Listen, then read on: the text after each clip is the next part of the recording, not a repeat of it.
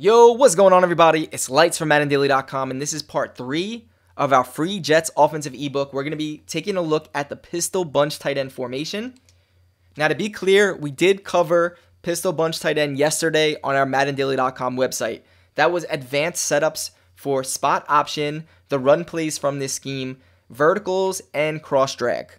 All right, for this video, it's going to be a little shorter. It is going to be covering the slip screen, which is one of the best screens in the game, and then a way to beat flat zones with fake screen, which is something very, very cool. It's a cool tip in itself. Both of these plays are cool tips in itself. But since I broke down everything else from pistol bunch tight end, I didn't want to not break down the formation for YouTube because I did say I was going to. The reason why I did cover the other plays on the site is some of our members, to be honest, they felt like this scheme was really good, almost too good to be free.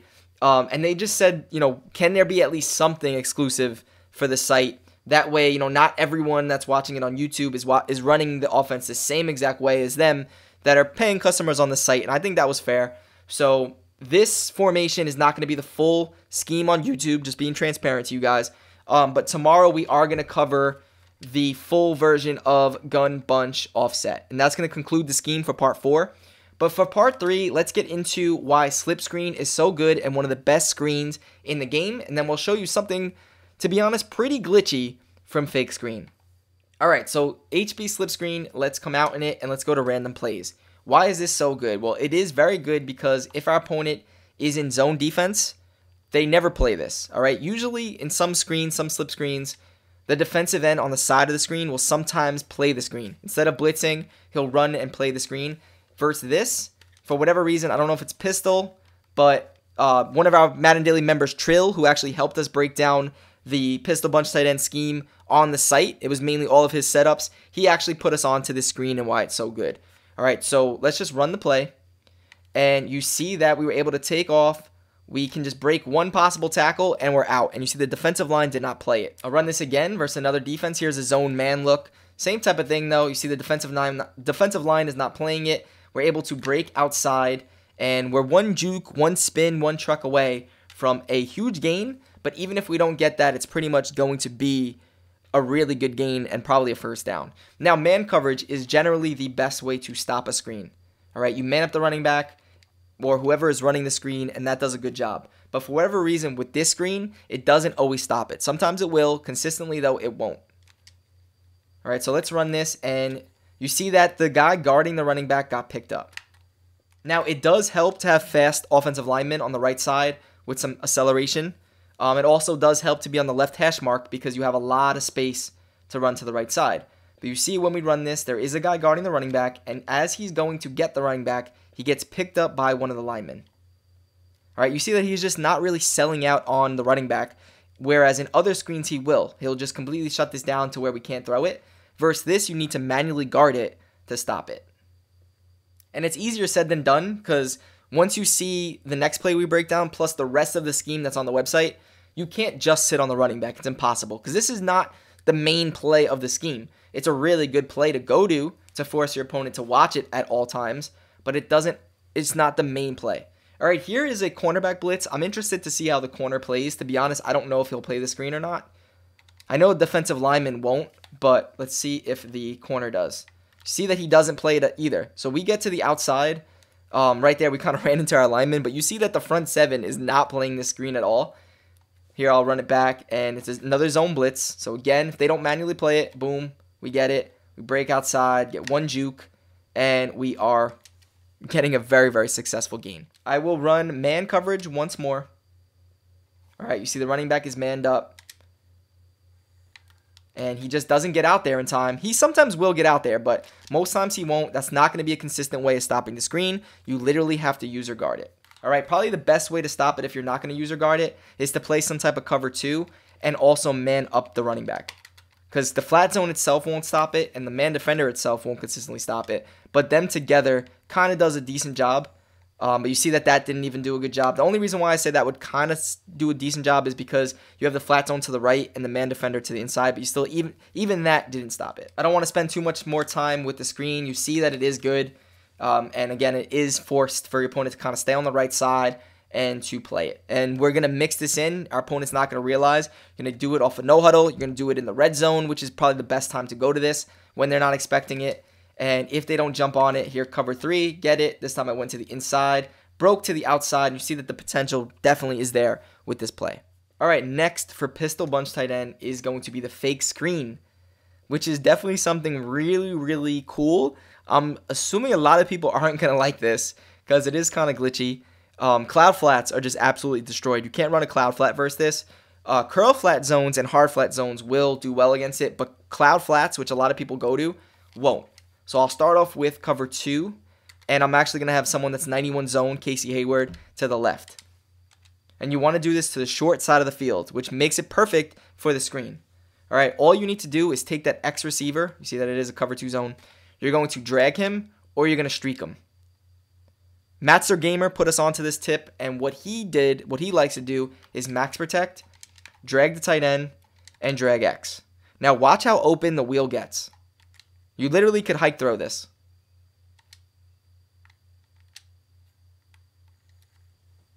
All right, so what happens on the short side of the field?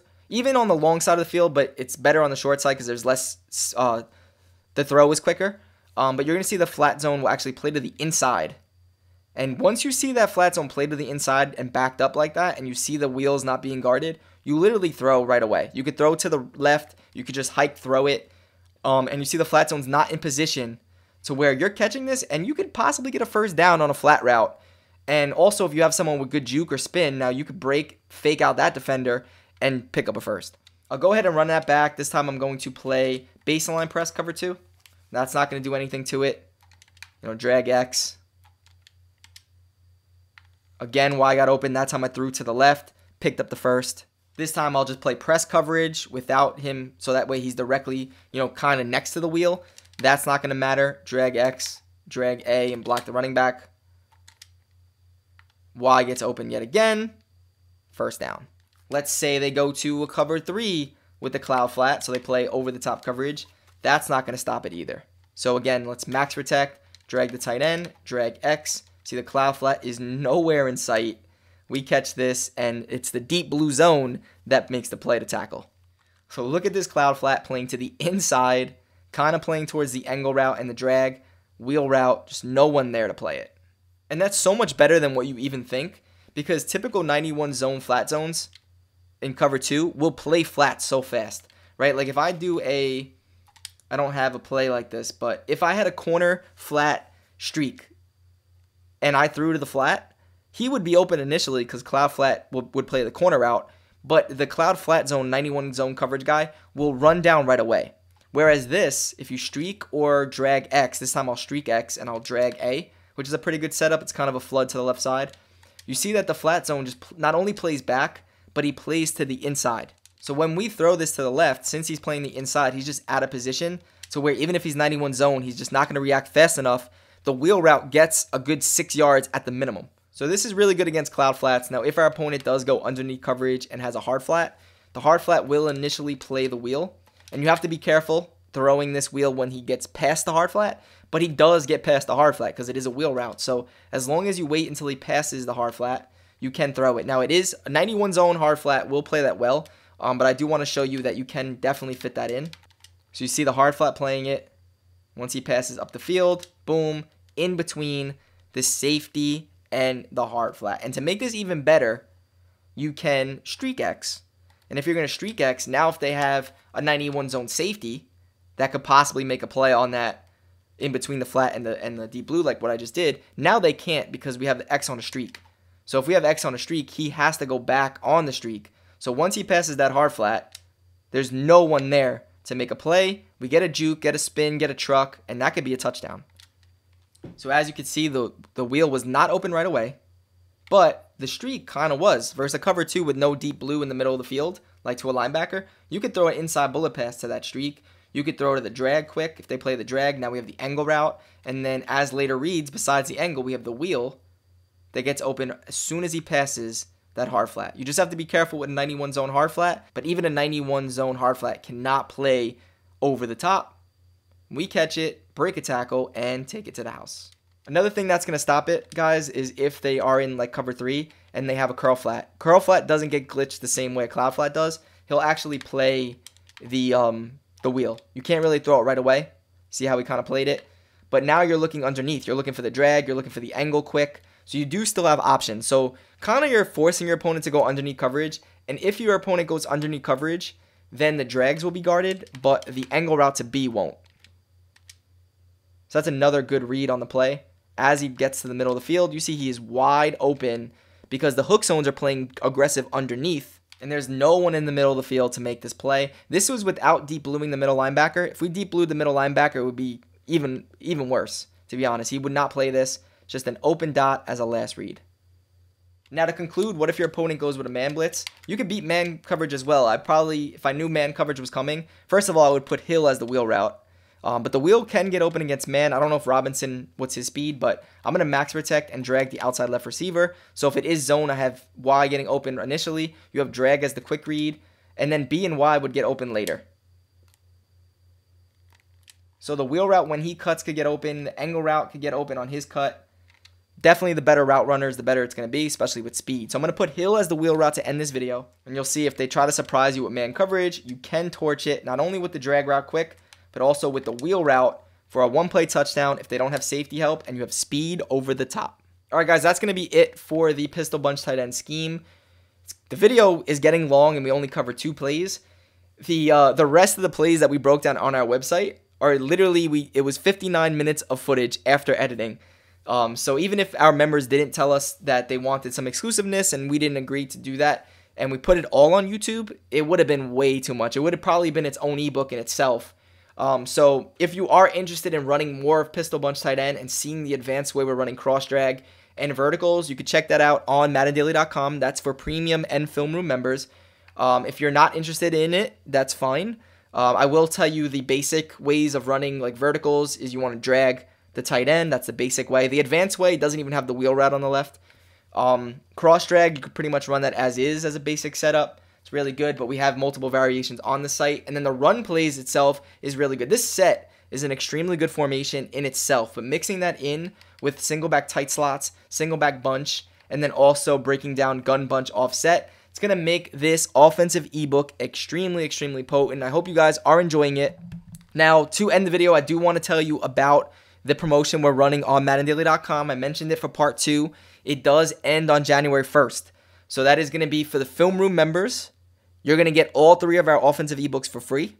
If you say you are a premium member already and you have 2 of the ebooks, if you become a film room member, you get the 3rd one for free. If you already have 3 of our ebooks and you're not a film room member, then if you become a film room member, we're going to do a 30-minute lab session with you. And if you're a film room member already watching this, you probably already know, we granted you all access to our ebooks. So pretty much we wanted to cater to everyone. New members, current members, members that bought everything are going to get private one-on-one lab sessions with us. If you bought one thing, you get 2 of them for free. If you bought none of it, you're getting literally everything on our website. And that is for film room members. All right, so you guys could check that out. That is going to be until January 1st. This is the only sale that we did so far this year. We didn't do anything for Black Friday. We didn't do anything for anything else. Literally, this is the only sale we've done, and I don't think we're going to do any more sales. So if you want to take advantage of it, definitely do so. And if it's not for you, that's fine. I don't want to sell it to everyone. I know some people will be interested. Some people just want free content. And we are going to still continue to do free content. So check back tomorrow for the gun bunch offset scheme. If you're interested in the pistol bunch tight end that we just did on MaddenDaily.com, you could check out that link to go along with also the film room promotion. Hope you guys have a excellent, wonderful night. I'll see you guys tomorrow. Until next time, it's Lights for MaddenDaily.com. Later, boys.